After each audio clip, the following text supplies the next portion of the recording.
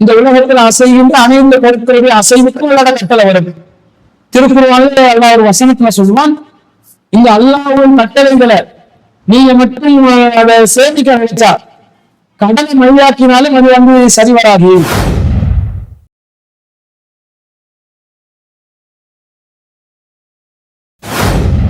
அல்லாஹ்வோட கட்டளை இல்லாம எதுவுமே நடக்காது என்று இருக்கும் பொழுது அல்லாஹ்களை நாங்க நினைச்சாதான் அல்லாஹ்களை நினைப்பான்ன்றாங்க. அல்லாஹ்களை மறந்துட்டான் என்று சொன்னா எங்களுக்கு என்ன ஆகும்? நான் அதெல்லாம் நினைக்கல, அல்லாஹ் இவரை நினைக்கல, நினைக்காட்டி என்ன நடக்கும்?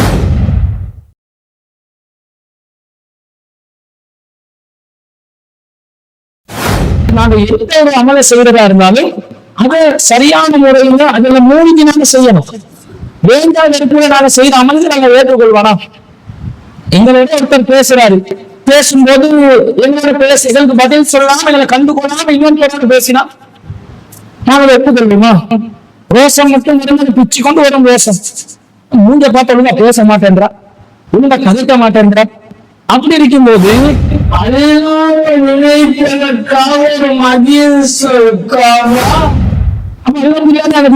சரியா அடுத்தவங்க திருப்பி இருக்கிறோமா? இல்லை, வேலை பார்த்திருக்கிறோம்.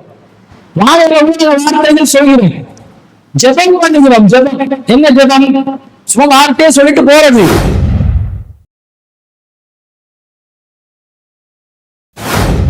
சில பேர் அல்லாஹ் சொல்லும் போதே விடுவான். சும்மா சொல்லி அல்லாஹ் அக்பர்